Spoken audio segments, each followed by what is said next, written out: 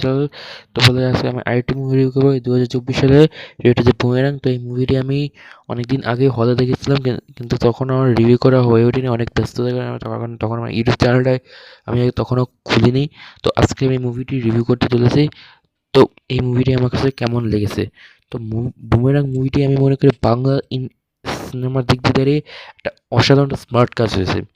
তো মুভির যদি বলি ভিজুয়াল দিক দিয়ে, এমনকি যেভাবে এই মুভিটাকে তৈরি করেছে সত্যি আউটস্ট্যান্ডিং হয়েছে। এই মানে বাংলা সিনেমার ইতিহাসে একটা অসাধারণ একটা মুভি হয়ে থাকবে আমি বলে মনে করি।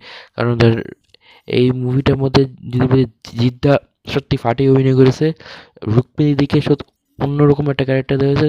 তো এখানে রুক্মিণী এক রোবট, আর ধরেন হচ্ছে গিয়ে সাধারণ দুই ক্যারেক্টার দেওয়া হয়েছে। তো দুটোই সত্যি অসাধারণ হয়েছে। তবে এই মুভি যে আরও যাকে ভালো হয়েছে, যাকে না থাকলে মুভিটা আরও দেখতে অতটাও ইন্টারেস্টিং হয়েছে, সে হচ্ছে সৌরভ দাস।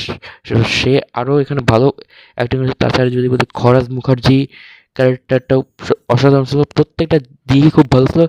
এখানে যদি জিদ্দার যে এন্ট্রি সিনটা সত্যি জিদ্দার মুভিতে তার এন্ট্রি সিনগুলো সত্যি সবসময় একটু অসাধারণ হয়ে থাকে। আর তাছাড়া যদি বলি মুভির যেসব বিজিএম, সেটাও অনেক ভালো। মুভির স্ক্রিন প্লেটাও অনেক ভালো হয়েছে।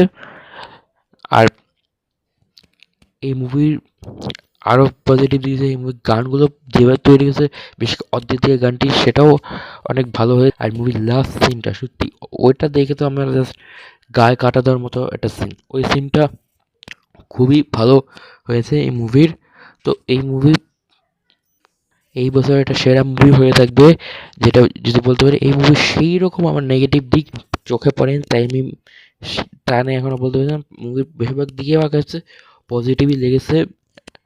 তো এই রইল আমার ভিডিও। তো এখনও দেবে দেখা হবে পরে ভিডিওটা। চ্যানেলটি যদি নতুন হন প্লিজ সাবস্ক্রাইব করে রাখবেন। আর লাইক কমেন্ট শেয়ার। কেউ যদি আমার ফেসবুক পেজে যোগ হতে চান, আমি ডেসক্রিপশন বক্সে একটা লিঙ্ক দিয়ে রাখবো।